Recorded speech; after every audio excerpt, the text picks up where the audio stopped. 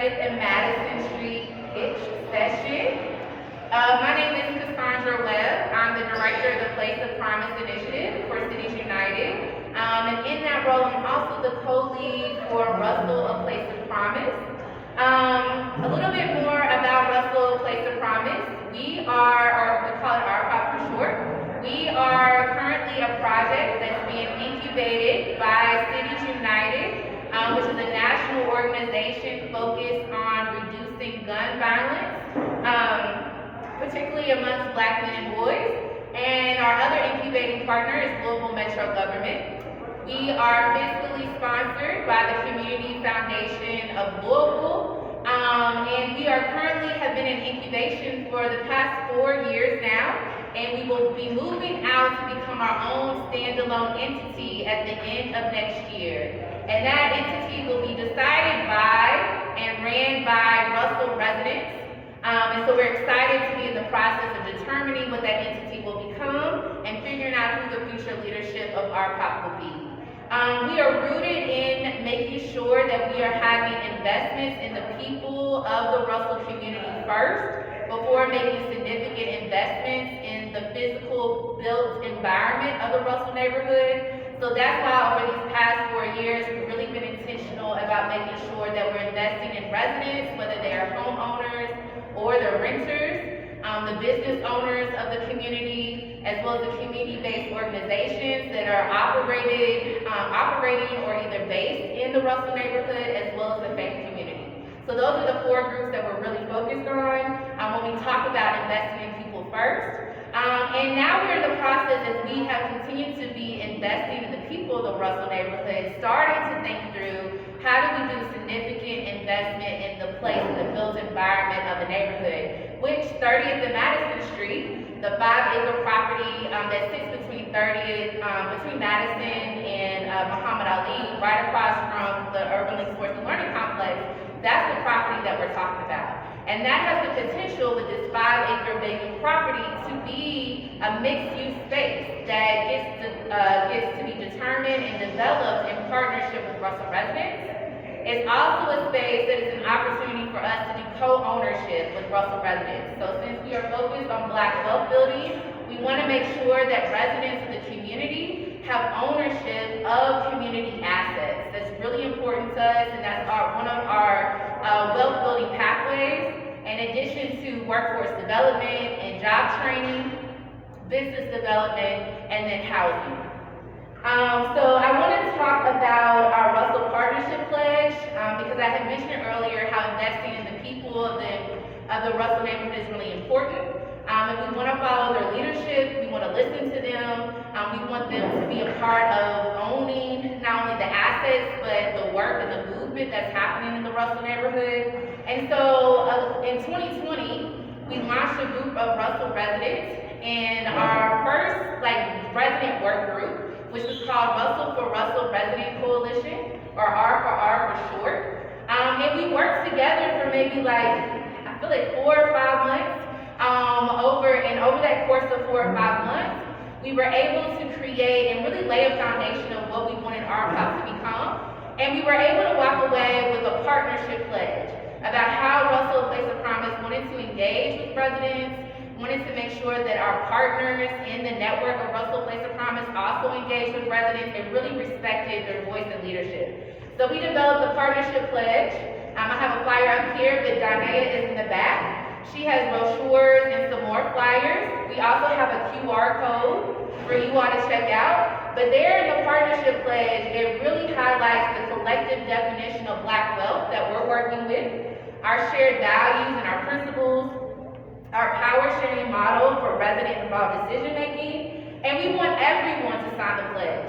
We really want Russell residents to sign the pledge. We have a goal of getting 1,000 Russell residents to sign by the end of next year. But we also need our partners, our community-based organizations, our faith leaders, our community leaders in this space to make sure, in the spaces as well as to sign this pledge and really not just sign it, but act it out. Right? It's more than just signing something. It's like, how do you live and really operationalize your values? That's extremely important for us. So we wrote this partnership pledge in partnership with Russell residents, and now we're excited to be able to share it with you all. So if you have not signed it, please make sure that you check it out, and then you can also sign it back there with Donna.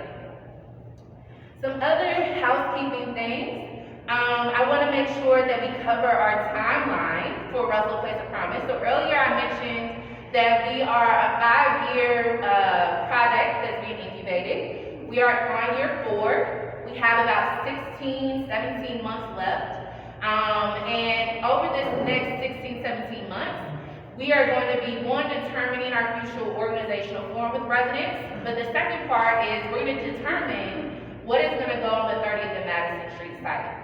So we've been working with a group of about 24 residents to figure both of those things out. And this particular pitch session, which is our second one, is going to help us collect some information from potential users, site users, or potential co-owners of the space to make sure that they're in alignment with our partnership pledge and make sure that they're in alignment with what residents want and need. Oftentimes with community development projects, you have developers that come in and they just tell community what they're going to do, what they're going to build out, and it's not in partnership with them. So this is our way of demonstrating to residents, we actually want y'all to be the ones that are listening to folks, right? And listening to people's pitches and their ideas and saying yes or no, whether or not they are okay to be on the site that you are going to co-own with Russell Place of Promise. So this is going to be recorded for residents and other communities to be able to view. We are live on Facebook right now, so people that weren't able to join us tonight are joining us on Facebook Live. And then again, it is going to be recorded and it's going to go up on our YouTube channel for folks to come back to. There are also residents, as well as other community folks, are going to be able to vote, y'all. They're going to be able to figure out whether or not, they're going to vote, whether or not they want these businesses that we hear tonight on the site. And so we'll share the link at the end of tonight, but we'll also be promoting it on our social media. On our first pitch session, we had about 50 votes, right? And so we were able to gauge whether or not they wanted those particular presenters, those different, most of them were community-based organizations on the site. So we're going to do the same again. We'll keep it up for about a couple weeks, keep up the community program for 2 weeks. And so we're going to continue to promote this video so that folks can see these presentations and really get a better idea of these businesses and then be able to have an informed vote. I think I got one last thing before I pass it to Christian. So we also encourage you all to sign the 30th and Madison Street petition. So currently the property that we are talking about this evening is owned by local metro government. It's been committed to us, but we have to do one more step, and that is to make sure Metro Council votes yes, that this property will transfer ownership over to Russell Place of Promise and over to the residents of the community. We have a lot of advocacy that needs to be done.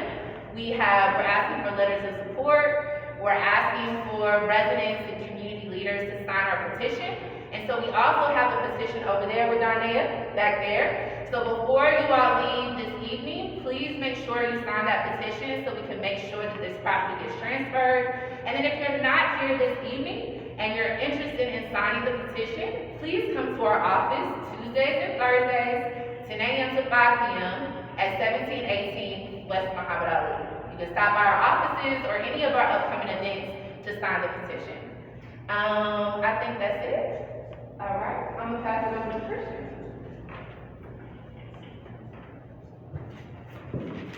Well, y'all ain't gotta welcome me to the stage.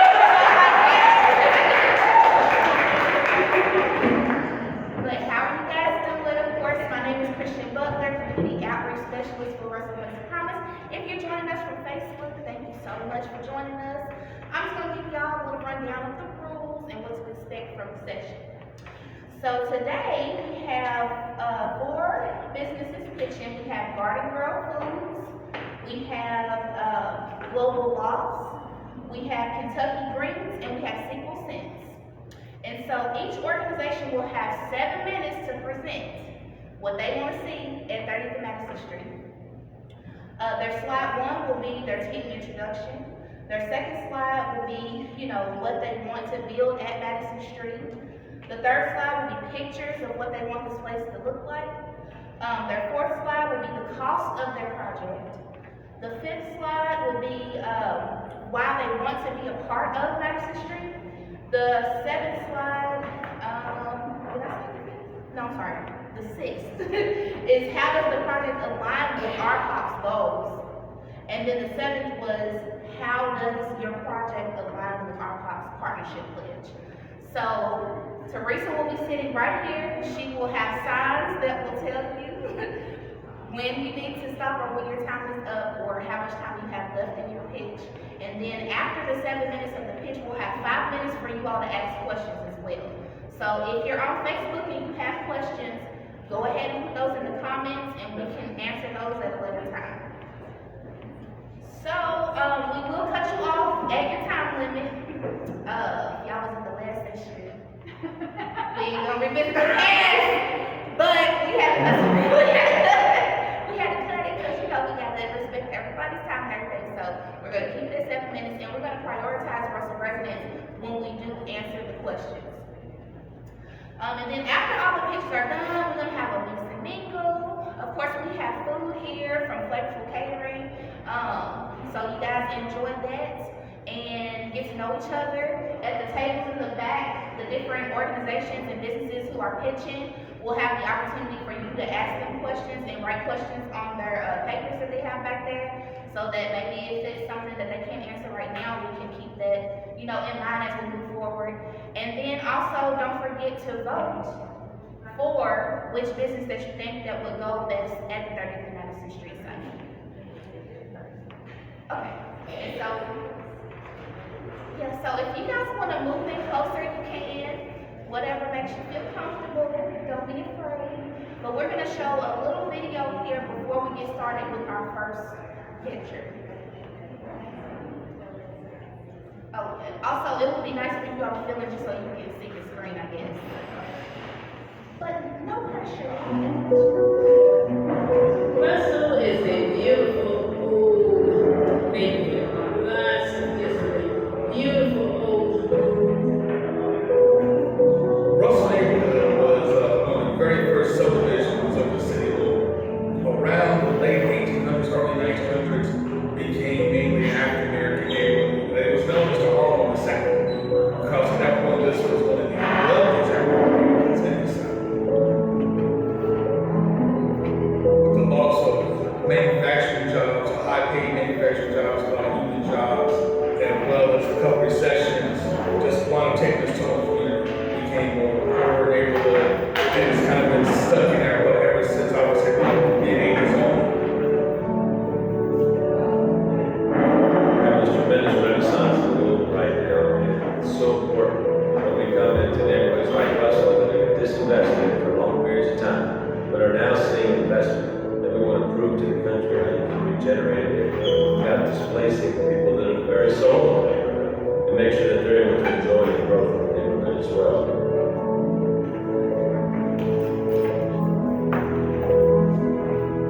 Great to see the council as promised take on this huge project and make it into something the whole community can enjoy.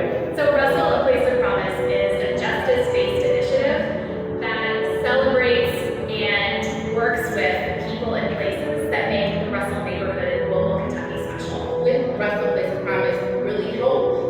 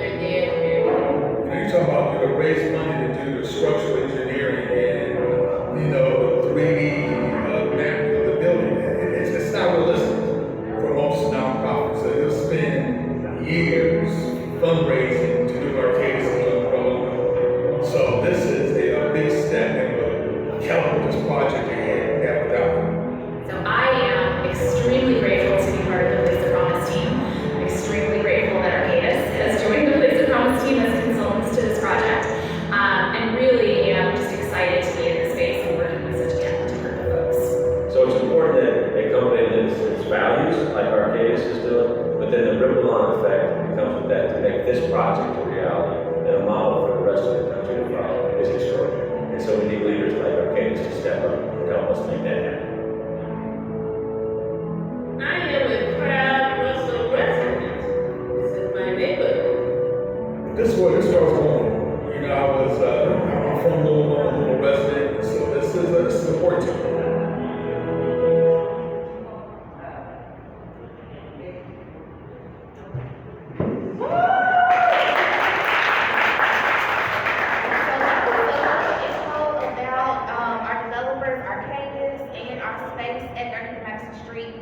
Just a little tidbit, in 2020, there was a fire that broke out, and so the building is no longer.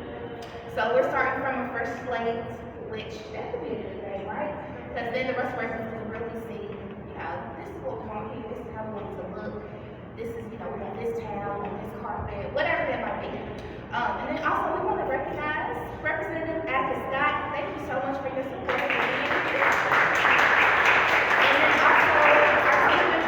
Jackie and Tish have just left the meeting to where residents will present to Metro Council about our space at 30th and Madison Street that you just saw. So we just wanted to highlight those things. But without further ado, let's get to the pitch, because that's why we all here, right? So we're gonna welcome up Whitney from Garden Grove Foods. Let's give her a hand as she comes forward. Again, Whitney's gonna have 7 minutes to pitch, and then we'll have 5 minutes of questions. Hey y'all. For anyone who doesn't know me, my name is Whitney Powers. I'm the owner and CEO of Garden Grove Foods. Just a quick tidbit on what Garden Grove Foods is or who we are. We are the first and only Black commercial food manufacturers in the state of Kentucky. So what that means is that we grow our own food and then we preserve it in a glass jar like the Campbell Soup Company. We ship it out all around the country. Right now we're in 6 grocery stores here. We launch in Kroger next month, and we launch in Target next year. So that's very exciting. Another part of my business that goes hand in hand is Garden Grove Gives, which is a 501c3. We teach children how to garden and how to cook. So our plan is to expand here in Russell. I'm currently in this building, but we are going to do what I call a baby Hubers effect, where we grow locally here. We're currently growing in Shelby County. But we'll grow here and we'll have our grocery store as well. For the past 2 years, we have been sustaining this business. We've done about close to $1 million in sales last year. That's important just because this is proven. So this is not something that we're trying out. This actually works. Again, we grow in Shelby County. We have 808 acres there that we grow on. So we have enough land to grow on and actually, you know, make enough food for the entire state of Kentucky should we need to. I do have a partner. His name is Gary Smith. The name of his business is Organic Health Investments. I just want to touch on that quickly. He just does whatever needs to be done. So just let you know that. Making sure I answer all the questions. So like I said, we want to expand beyond just doing a few grocery stores. So we want to develop a property that lets us meet our 3 needs, which is the grocery store, it is the education center for the children, and then it is also the production kitchen. So we're going to put all 3 things in one building, that way we can produce the way we need to. That will take approximately 15,000 square feet. We will be able to teach about 2,000 children per year, weekly. We'll also be able to cook meals and put them out into the community. That's something, again, that we already do. We're already teaching children. We're already producing meals, and our meals are going to be Medicaid eligible soon. That's important for the Russell community as well. The cost of the project currently is about $3.5 million. That would allow us to renovate the space. That's not including the farmland, but that is the actual space. This is the proposed property that we were going to get on West Jefferson. We're not getting that anymore. Could you go to the next slide, please? So here's just a rendering of what we propose to do. This is the grocery store, and there's a greenhouse, so things are growing inside, as well as a kitchen on the back where we teach the children. So again, think Baby Huber's if anyone has ever been there. You go in, it's a grocery store / farm market.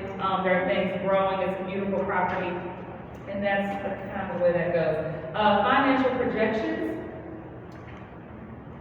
This is a lot of writing, so I'm just gonna sum that up. Basically, like I said, $1.5 million to build. Right off the top, we already have Humana as well as some other private investors who are willing to put up money, so we're good to go with that. We net profit right now about $700,000 a year, so again, we're a stable business, so we can get into that more if we need to. Just let me know. I am licensed by the USDA, the FDA. That's another important part, just so you all know. All of that really means is that I'm ready to go. I have all the license, all the criteria that we need. I have customer base. I have something that Russell needs, which is fresh food. They need it now. Not just produce, but food that is shelf stable. Also meals for seniors. All those things are important, and all of those things is what Garden Girl plans to do. Zoning for that area, I actually looked into it yesterday. We are good to go with the zoning at 30th Madison, so just, so you know that. It's not brownstone, so that means that the land is good and it's organic. So I already know that. I know that we can go in and we can plant things in the ground and make it beautiful. With the property that is that big, 5 acres, yes, we need all types of businesses there, but I like to make things beautiful. And so, you know Garden Girl, if you've experienced me down on West Oak Street here in Louisville, you know that that's my magic touch. So again, bringing Garden Girl into the Russell neighborhood, making that property beautiful, having things that are growing, that are vibrant, things that people can touch, that's all important. So we meet all the standards. So I just want to touch base and let y'all know. We have the food, we're growing things, we're teaching kids, we're there for the community. Literally, I built this business during COVID because I wanted to see something grow and flourish, and I would love to do that at 30th Madison. Thank you for taking care of me. So we're gonna have, if anyone has any questions, we are gonna prioritize Russell residents, but anybody is welcome to ask questions for Whitney.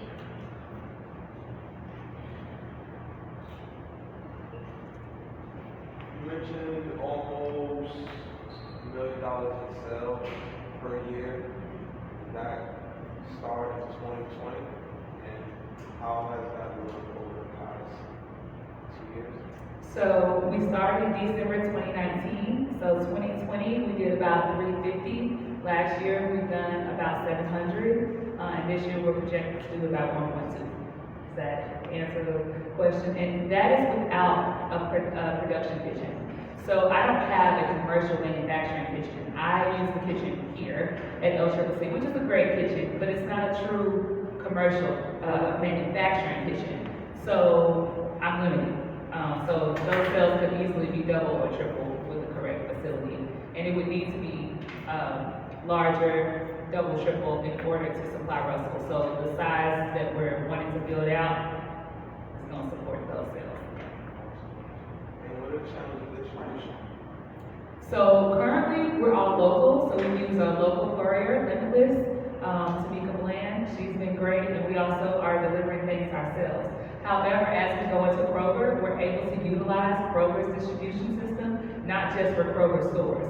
So any stores that are in the Southeastern Conference, technically, we could use their same distribution system for a small fee to get our products out. Thank you. Any other questions? We have a question on Facebook Live. Okay. Does the 50,000 square feet require that to be on one floor or can the space be stacked? So the question was, for everyone here, does the space have to be on one floor or can it be stacked? The answer is it can be stacked. The production facility does have to be on a ground floor for the type of equipment that we have to install. But community classrooms, teaching kitchens can be on the second floor. Thank you. Okay. Any more questions? All right, again, thank y'all so much for your time. Check out me on gardengrowfoods.com for more information.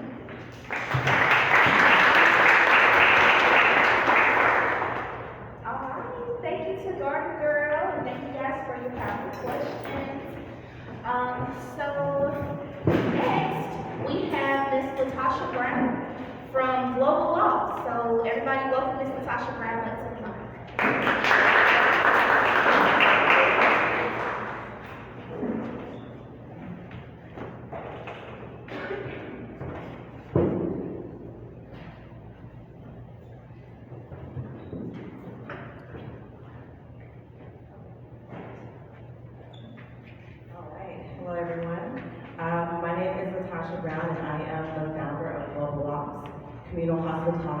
am Madison.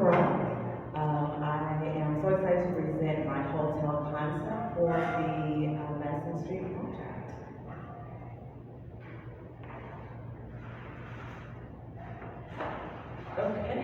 Okay, so our team, so starting with myself, I am the Chief Lodging Officer. I am a realtor here in the Louisville area with focus on international real estate. And down to our left, we have Ms. Tracy. She is a hotel owner herself, and then she also is the creator of She Has a Deal, the pitch competition that I participated in DC back in April. And then we have John there in the middle. He assists me with site selection, and then Casa, she is assisting me with the overall pre-development stage of my business. Okay, so for myself, I have always wanted to travel internationally, but haven't been able to do so. I worked 3 jobs and still made just enough to cover my financial responsibilities. So I thought to myself, how can I have this international, multicultural type experience and also get to know the local community as well? So that is where I created Global Ops. So Global Ops is a one-of-a-kind hospitality brand that was created to help leisure travelers experience the world abroad through unique accommodations. So I am presenting a boutique hotel. It will be 90 rooms, and those rooms would change out. The things would change out every quarter or every 6 months. Over 40,000 square feet, over 4 floors. A number of different amenities for the community, which I'll discuss on the next slide. And then the type of travelers that I see coming to this hotel are those that are seeking more of an urban and multicultural type experience within the local community. Okay, so here are a few of the offerings and amenities that I foresee to be on site. As I discussed before, the luxury accommodations, wellness classes, office and co-working spaces, dining options on site, and special and community event space, and then curated experiences, which I will work with the local and national communities to do that. So here is just a projected cost. So just kind of going over the total capital would be could be around 10.7 million. But with it being a new development, it could be more, but these are just kind of projected cost analysis. It's kind of difficult when you currently don't have the site to come up with these amounts, but I've kind of just projected some numbers that are kind of close as I can get. So why Madison Street? The main reason is for the reason why I created Global Ops. Because I wanted to focus on unity and the people and the community, the history of Russell, and then also given the opportunity to add value, to add something that's not included in the West, and that is a hotel. Then aligning with RPOP's goal for building Black wealth and also the partnership pledge. So for me, the main thing is to provide opportunity to build wealth through hotel ownership. For myself, I never knew that someone who looked like me could own a hotel. And then the fact that I know this now, I want to be able to share this with the Black community as well. Being able to create job and career opportunities in hospitality and working with minority suppliers as well. And then I have this statement here. It just says that African American travelers spend billions of dollars in travel, but we own less than 2% of ownership in hotels. So I just want to be able to provide, to change that scenario, and provide more African Americans to owning hotels. Next slide. And that is actually all I have. So thank you for the opportunity, and I would love to be a part of the Madison Street project. But either way, I am looking to build this hotel in West Louisville. Thank you.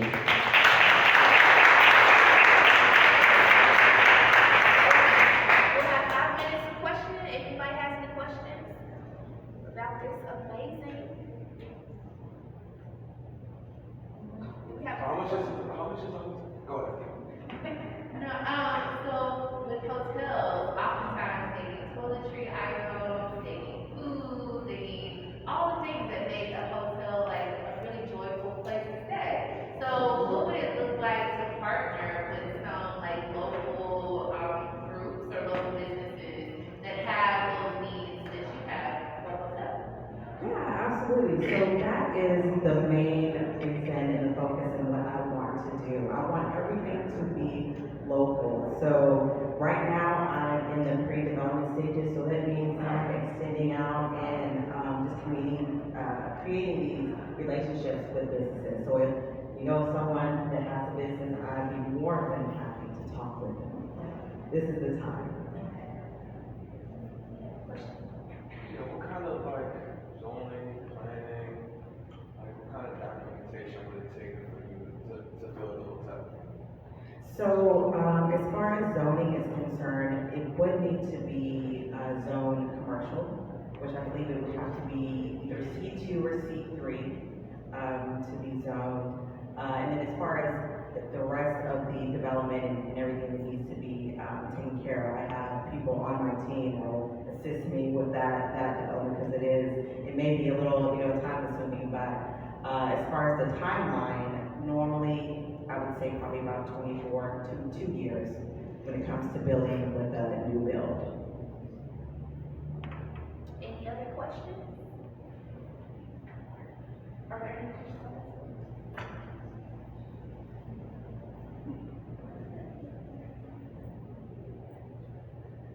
Yes, actually, in an area that is historically short of consumer amenities and not geared towards convention activities, parentheses, say for the sports and learning center, how will you compete with more advantageously located local boutique hotels? And then what are your projected options? Oh, that's good. And then Okay. there is one more. Okay. Can you repeat the first part? Okay. Yeah. Okay. In an area that is historically short of consumer amenities and not near tourist and convention activities, how will you compete with more advantageously located global boutique hotels? Okay, so I think what they're asking is the fact that there aren't any hotels in the West, how will I compete and fill the hotel? I think that's probably. And I think it's the attractions and amenities around the hotel itself as well. Right, okay.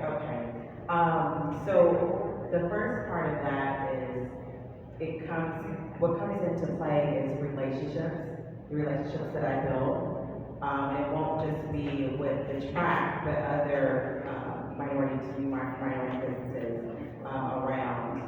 And then the amenities that are on site will be key and important to that. And then like I said, I'm still in the early stages, so any other suggestions or amenities that people would like to see, please let me know. Because then I can take that into consideration as far as including that in the hotel. And I think the second part, they were asking about the projected occupancy rates. So the research that I've done for downtown, I believe their rates, I want to say around 76%, but West Louisville, the part of the Russell neighborhood is included in the submarket of downtown. So it would be similar to those rates.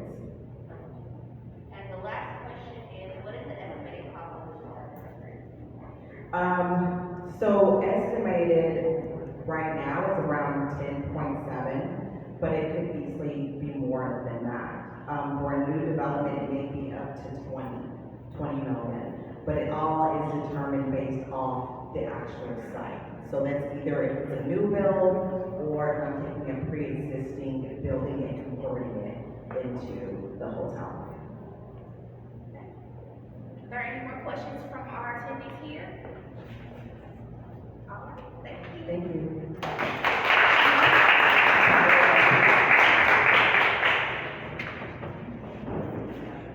And shameless plug, if you are looking for Black-owned and all-natural hair care products to have in your hotel, Unique Essentials is an excellent choice.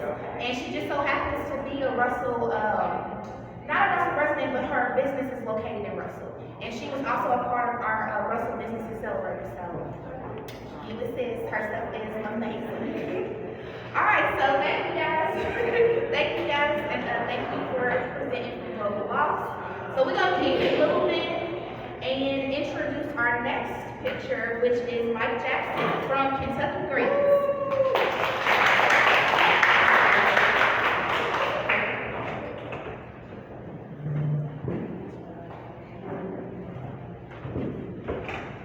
Hello, everybody. So my name is Mike Jackson, owner of Kentucky Greens, Ultra Fresh on demand supplier. One question that we always get before I start. You already know I'm already talk, so. One question that we always get is, are we a community garden or are we a farm? We're a farm. When you guys first got introduced to us back in 2018, yes, we were helping with a lot of community gardens. We started Kentucky Greens to bring more food to the school, small markets and large delis. So you've seen us at farmers markets, but here's our next step to our next phase. So our team consists of me, Mike Jackson, Mark Tilber, who's a Kentucky State University ag student. He's our dashboard and harvest assistant. And then Louis Lesko, if you've been to any farmers markets that we're at, you've seen him at our tables. He's our crop manager and deliverer. One business that we're going to partner with is Kentucky Agritech. They're going to help us with developing certain technologies. And the founder of that is Ricky Mason, who's also with Brainstem Academy. So the reason why we're going to use this space is for food production for restaurants, small market stores, and farmers markets, job creation, and other industry opportunities for bigger ag businesses. On approximately, it's supposed to be 15,000 square feet, not left out the model. For our food space. And this is just a quick vision. Small space, large production. So nothing real fancy. We do utilize shipping containers built out by freight farms that we can grow 2.5 acres of food inside of each container. So our build out cost, because we've already acquired some of our equipment, is around $400,000 to $500,000 currently. We're going to use this for vertical farm equipment, our food safety and production equipment, a specialty crop space, which is going to build out a bigger microgreen production, and also a small receiver for partner farms. Been in any farmers markets, you know we work with Cleves, and all types of organic farms across across Kentucky. So why Madison and why Russell? This is phase one of our vision and also our mission, feeding our community. Ag education and programming, which is more opportunities in bigger businesses. And small market development, real food access. We're going to continue to focus on our corner stores in West Louisville and help bring in fresher produce, just like Whitney's doing with bigger grocery stores.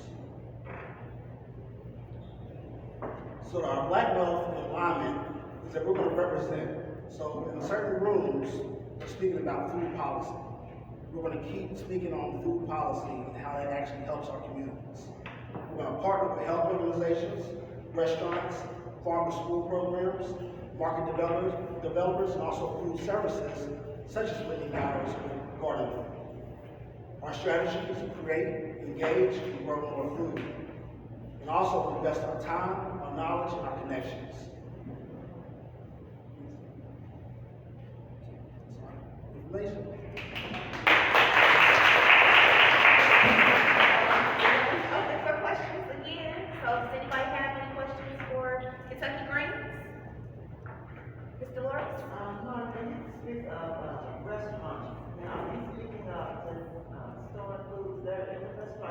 these foods? How are you doing? So the supply restaurants. Can you repeat the question into the mic so that the people on Facebook can hear the question to the public? So Ms. Delora, she asked, who are we supplying for the restaurants? Restaurants, I mean, pretty much Ms. Delora, if you open up a restaurant tomorrow, you said, Mike, I need salads, I got you. You need greens, I got you. Any more questions? Just a supply. Yes. So tell us more about the technology that you use to grow food. Perfect. So with the freight farm, so Ramel asked, what technology are we using to grow our food? We utilize freight farms equipment, which is farmhand technology. So I can monitor my farm from my cell phone. We have people that's working with us, like Mark Tilford, who's our dashboard assistant. He can actually monitor and communicate with people that want to have restaurants. It's hydroponics, so we're replacing soil with water, and it's vertical farming. So that's how we're able to grow so much food inside of a small space.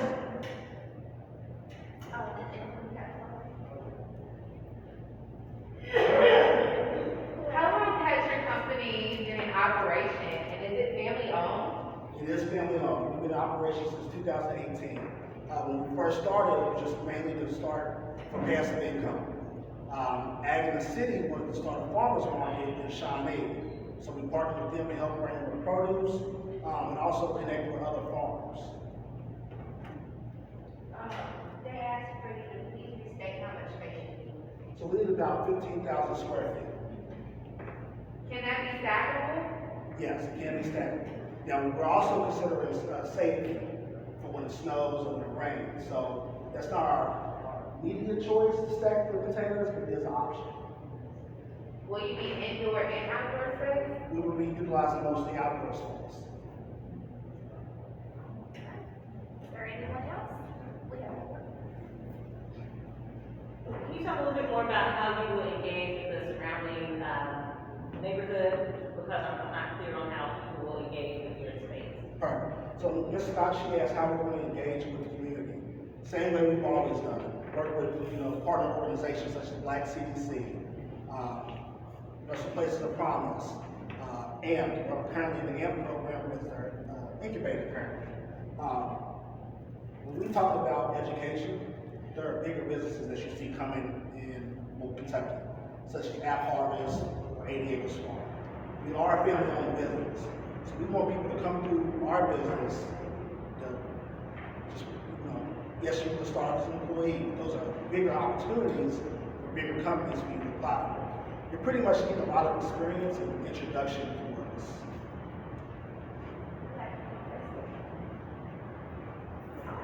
Thank you.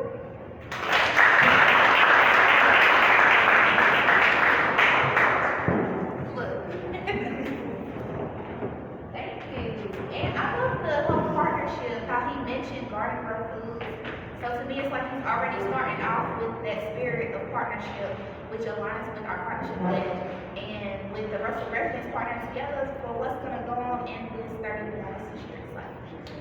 So we are going to go ahead and welcome our last picture for the night, which is Mark Rolette, who, let me just point out that our sister was also a part of our Russell Business Accelerator.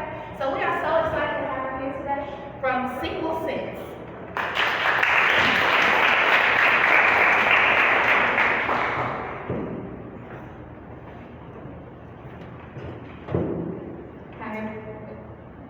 Hey everybody, how y'all doing out there? Woo! How y'all doing? Alright, I'm happy to be here. My name is Mark Rolette. I am the owner and the founder of Sequel Sense.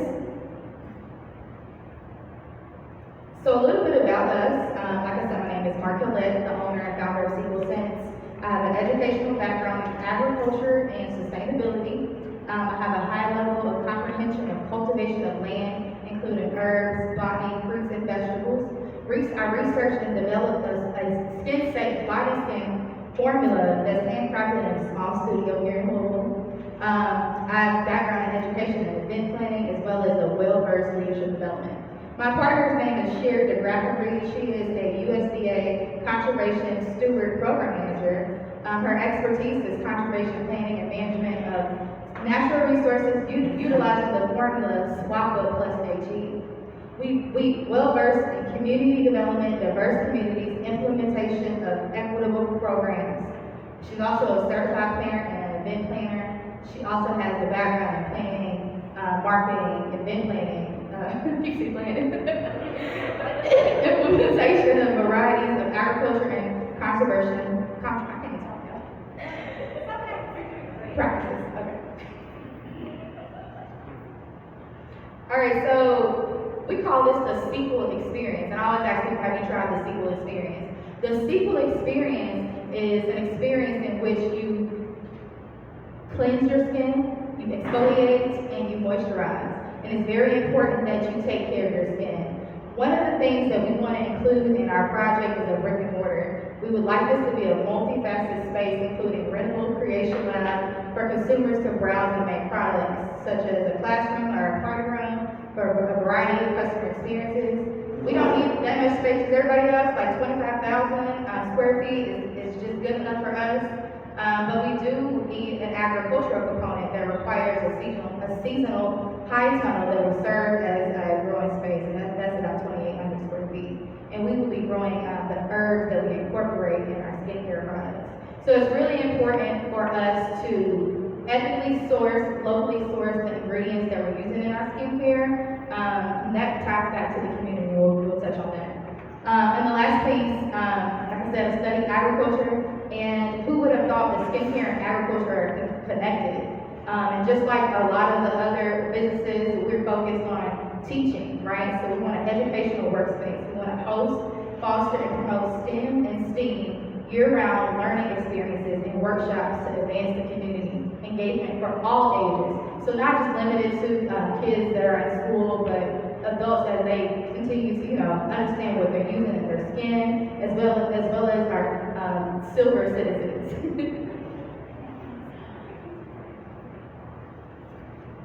So these are some renderings of what you'd like our space to look like. As you can see, we got a retail space, like I mentioned, a brick and mortar, classroom space for the educational opportunities and event planning, as well as the scent bar, so you can choose whatever scent you like that's been incorporated from our garden that we're going to grow. And it is a garden, the sequel garden, it's not a farm.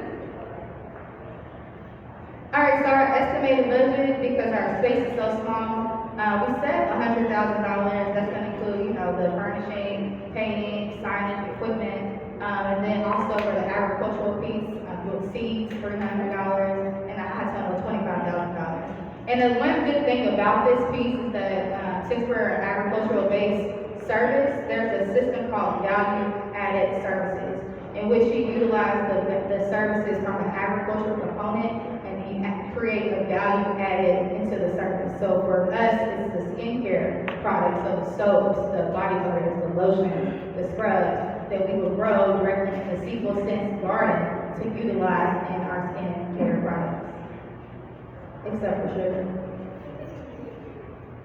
All right, so why the Sequel Sense at Madison Street? I grew up in the West End, rolled down the streets on Chestnut, Muhammad Ali, of Russell. I grew up here. And there's so much potential for us to grow and expand for our community. While I know that we want to focus on the growth overall in Louisville, but it's time to focus on Russell. So providing a safe educational shopping experience that promotes entrepreneurship, community unity, diversity, and inclusion is important for us. Enhancing the uniquely designed space complements the surrounding neighborhood businesses and community. As we kind of mentioned, some of our businesses are connected in ways that we probably didn't even know. So there is an opportunity for people to come and utilize not only our services, but the other services as well. And being able to utilize those services within our community is important. The Sequel Garden will provide a charismatic space for relaxation, education, enjoyment, and hosting public and private events. And you can see the picture on the screen of the Sequel experience. And then you can see some of those educational workshops where people are creating their own skincare. And it's a vibe, y'all. It's a vibe. Building Black wealth. So urban ag has a proven to display environmental health, economical, and social impact. The opportunities in agriculture create the champion and entrepreneurial spirit from the planting, cultivation, marketing, and the value-added sectors. Like I mentioned before, a lot of people would have never thought that agriculture would have been connected to skincare. And so thinking outside of the box provides an experience for entrepreneurship, education, as well as creating local jobs within the community, such as internships or jobs for, like I said, are all of the citizens in Russell. So the Our Pops Pledge and Sequel Sense, how we're connected.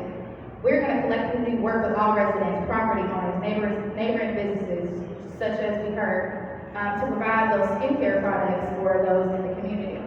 We're also going to have a safe and inviting space for children activities by working with outreach communities, such as schools, after-school programs, local community-based services, to hear our plans and consider the surrounding community wishes, which is what we're doing right now. We're founded in diversity, okay? Partnership and inclusion. Sequel Sense seeks to extend the champion and the same diversity and partnership. And I'll say this in my last 30 seconds. The reason why I became an entrepreneur was because I'm a nonprofit, and it was very difficult finding Black-owned businesses that made contributions. And in order to make a change, you have to be a change. And so it's important for us to be included in the community. Not only because we want to see the change, but we want to provide the funding to make the change. And so if you're able to provide the funding to make the changes, there are no stipulations, okay? So there is no ceiling, okay? That's it.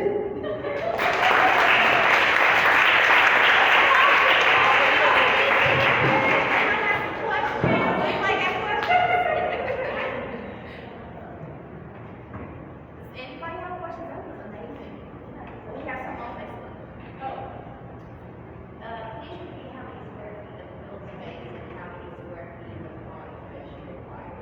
So altogether it's about 5,000, and the inside will be about 2,500, and the outside is roughly about 2,800. The inside space is really focused on the retail, the brick and mortar. There will be inside classrooms for people to utilize the space to host events or to create those educational workshops. But the big thing that we really want to incorporate, of course, is that seasonal high zone. They can be used throughout the season to provide educational opportunities and for the sequel experience to be experienced.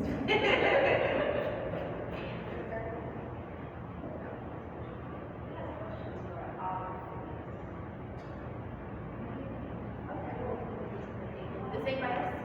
Yes, so you have a garden that you grow crops to produce scents.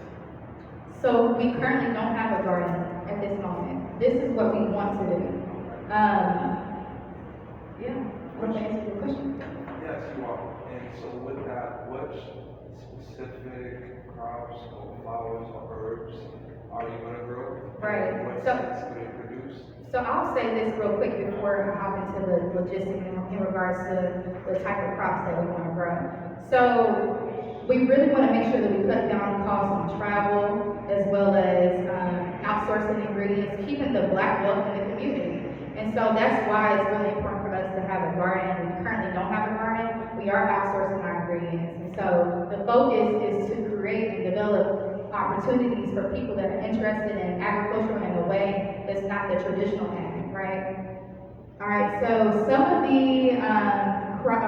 the herbs that we will use in our garden would include safflower, rosemary, mint, sunflower, lavender, candula, pot marigold, camellia, rose, hops, and aloe vera. And the USDA defines these as value-added agricultural products. So you can use these for bulky purposes outside of just food bases. And the goal is to create the scents. So we do have some scents. We want the scents to be in-house. Any more questions? No? All right, thank you. Thank you guys for listening. If I'm not we're gonna say what we need. That's right. All right, give another round of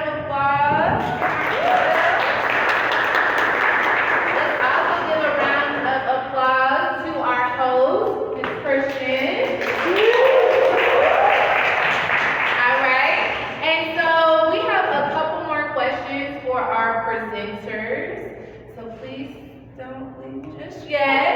We have a couple more questions.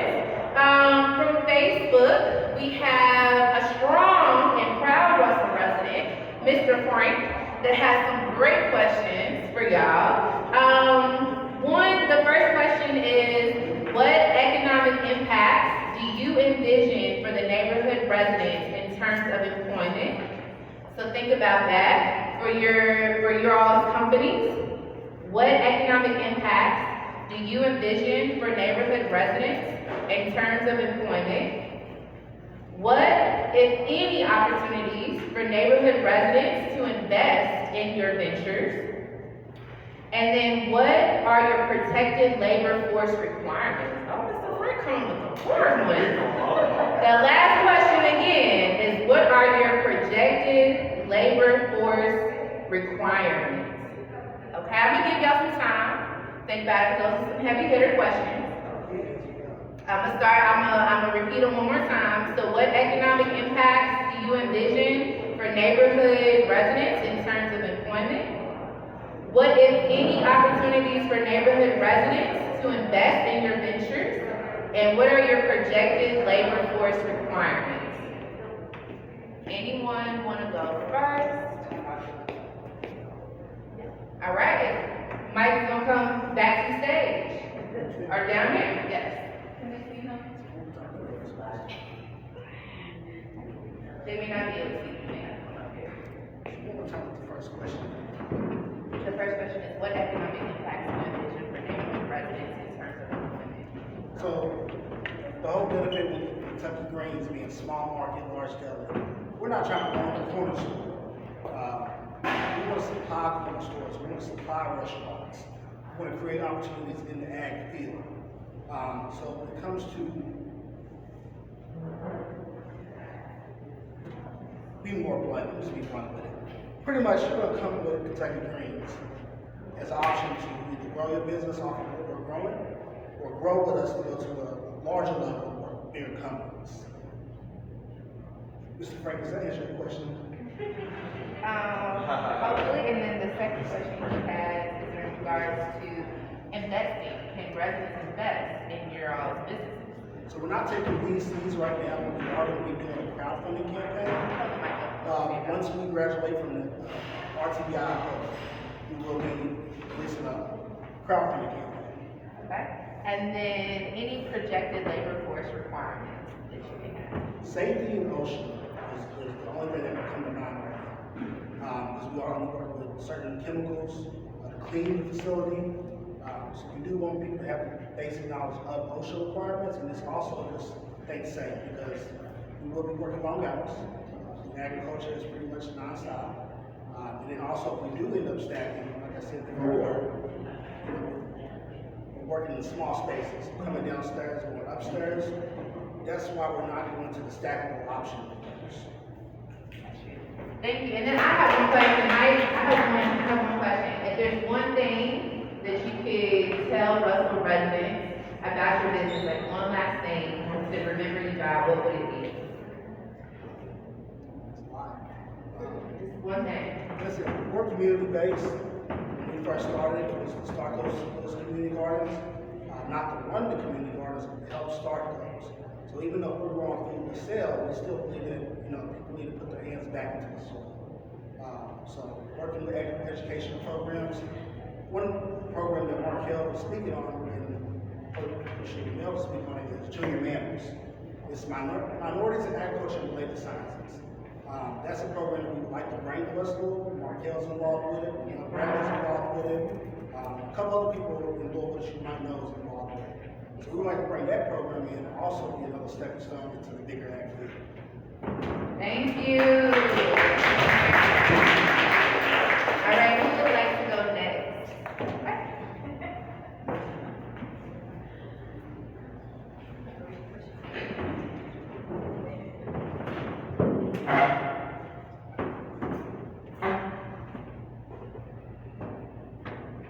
Oh, set the questions again? Okay. Yes. All right. So the first question is, what? There was a correction to that last question about labor force.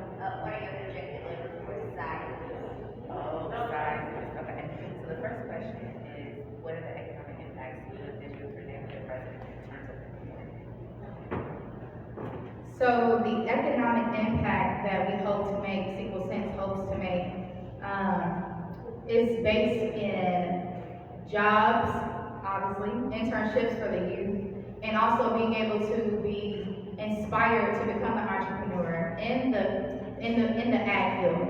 Like Mike mentioned, we already kind of started a group called Junior Manners, which is kids between the ages of 7th grade and senior year that are interested in those agricultural fields.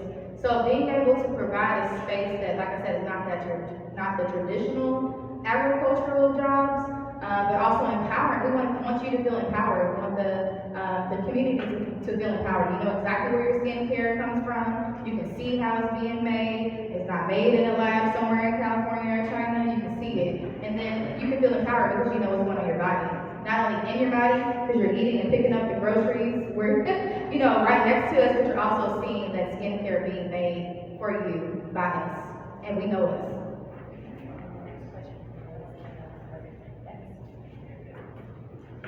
So the next question is, can residents invest in our business?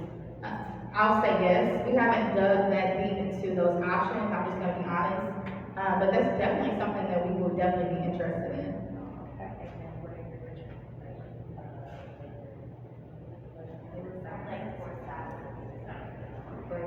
So we see essentially one person working in a high tunnel, 1 to 2 people, but that doesn't include the interns because the internship is meant for educational purposes, right? And then in store, I could say between 3 to 4 maybe, because our space is not going to be that large. But we will also have Sequel Sense ambassadors that will facilitate some of those educational experiences off-site. So we do provide off-site services within home, or you can come into the space. Our goal is to have people come into the space to see and to have the full experience and, you know, pick your own herbs that you want to incorporate in your skincare. But that's not limited to those within the brick and mortar and the seasonal high tunnel. So, and I could say that's another option for Russell residents too, to become a Sequel Sense ambassador. So you can advocate for your skincare that you know you use, that you see it being created, and then share the goodness with everybody else.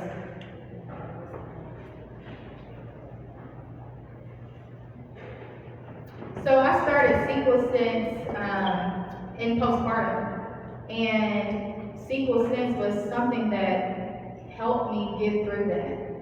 That was the initial reason. I was working, I had 2 children, postpartum and COVID hit, and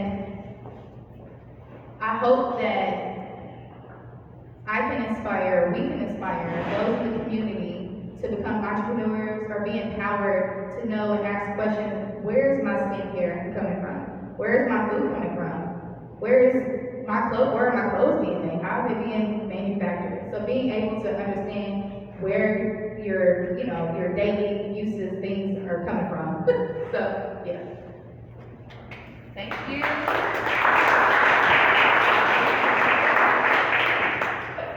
All right, global law.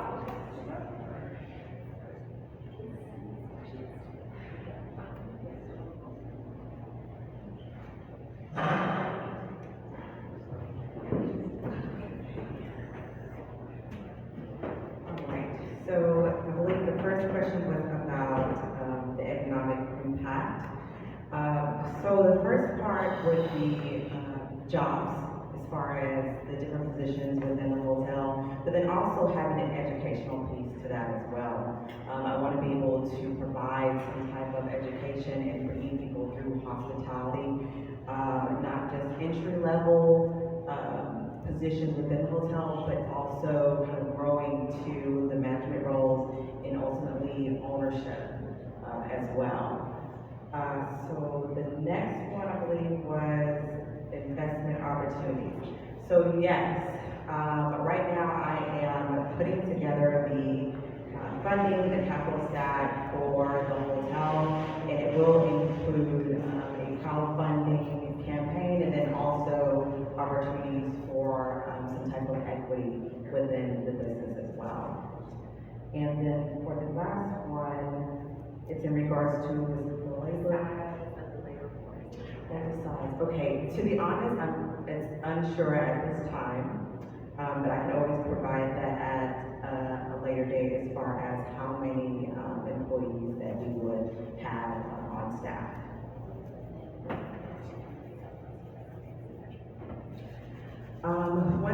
Last thing about my business is I created this out of just a desire to have more than what I foreseen for myself. I am a expert tech by trade, 15 years, transitioned into hospitality, was scared to death to do something new, but I stepped outside of my comfort zone, and I don't only just see this for myself, but I see it for the community and for others that are wanting to do the same as I'm doing as well. Thank you. Give me a round of applause. Okay. So real quick, like, we speak on businesses that can help. You start with our small businesses, you can work with somebody else. Each one teach one that. You see a business doing it as well, you can go work with Omni Hotel, or pretty much they work with you to set your style. Building a business up, but also building them up as an individual, and be prepared to work with somebody else.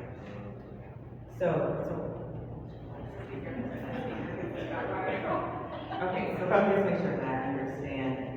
So you're saying it's kind of maybe on the educational side, right? Right. Starting something to where they can come work with us and then extend out? Yes, absolutely. Because everyone's vision and where they want to take their path may be different, and I don't want to be the one to, kind of stop them from that, but being able to provide some type of a platform for them to gain the skills they need, and then they can take it around the world if they like.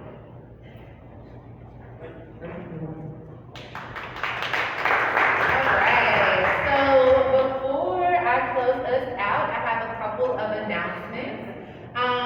One, Whitney Garden Girl, was not able to stay with us. She had a catering commitment, so we are going to send these questions to her so she can also answer, and we'll share those out.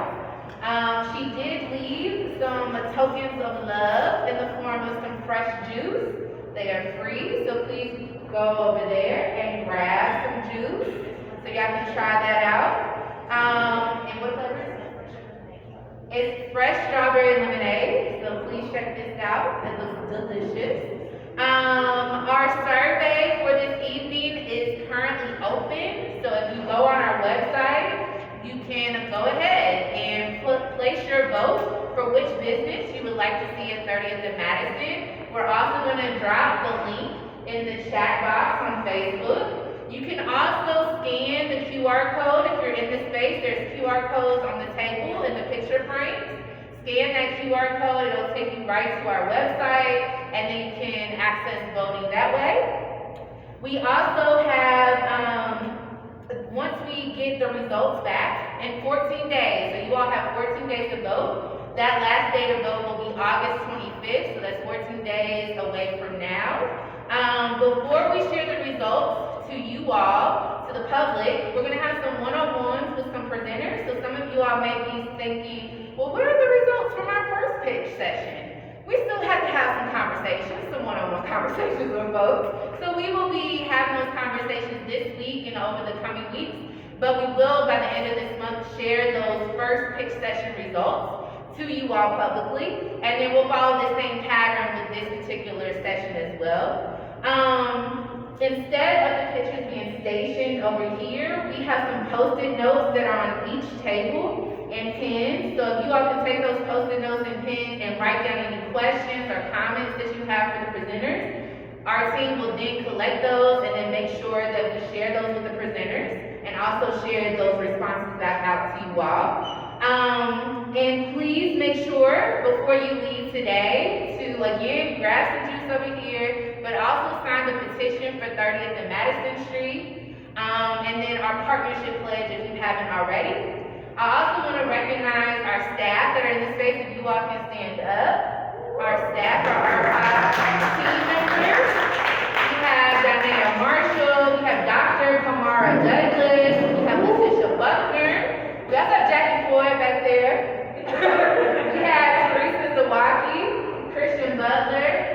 Daphne Walker in the space. We also have Marcus Does, but I believe he stepped out. And then Maya White, who's not with us tonight, but she's also on our team. I also want to recognize the ambassadors. Wave y'all hands, ambassadors.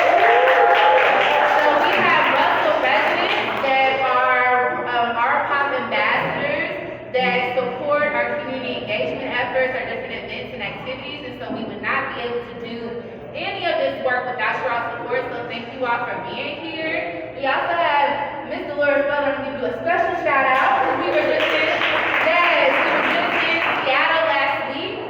Seattle and Tacoma, Washington, learning about their community land trust and their work and investing into Black businesses. And she also spoke at Metro Council this evening, so thank you. Putting that resident leadership in action. Also, Miss Shalane is in the house too. She was with us in Boston. Hi, Miss Shalane. And so, also, anything else, Steve, that I should say before we go? Oh, homecoming.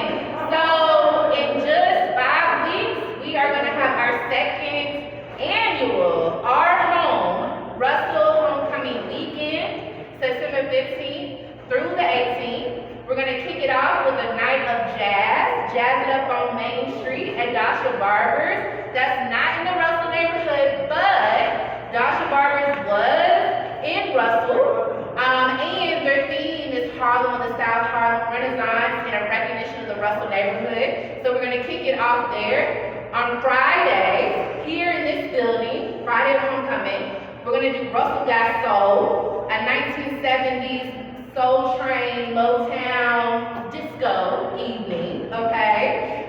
Get your sequins, your wigs, your things, and we're gonna have a ball here in LCCC. On Saturday, we're gonna have historic tours led by Miss Jackie Floyd and Dr. Douglas, as well as some Russell residents. So please sign up for those. It'll be walking tours as well as trolley tours. On Saturday afternoon, we're going to have the Russell Family Block Party right at 18th and Muhammad Ali. So it'll be good food, it'll be music, it'll be thanks to the kids, so please come out. On Sunday, we're popping up at one of these churches in the neighborhood, one of these historic churches, because Russell has over 40. So we're going to be popping up and serving some breakfast and coffee. And then Sunday afternoon, evening, we're going to have a large storytelling event. Called Russell Speaks. So you all will be able to hear from Russell residents as well as other West Louisville residents about their stories of living in West Louisville, and it's also going to be an open mic. So maybe you're not moved right now to sign up, but night of you're moved, you'll have an opportunity to share the mic, okay? So that's going to be our Russell Homecoming Weekend. We hope to see everyone there here this evening as well as on Facebook Live, and I think we're going to conclude this evening. Please make sure that you vote and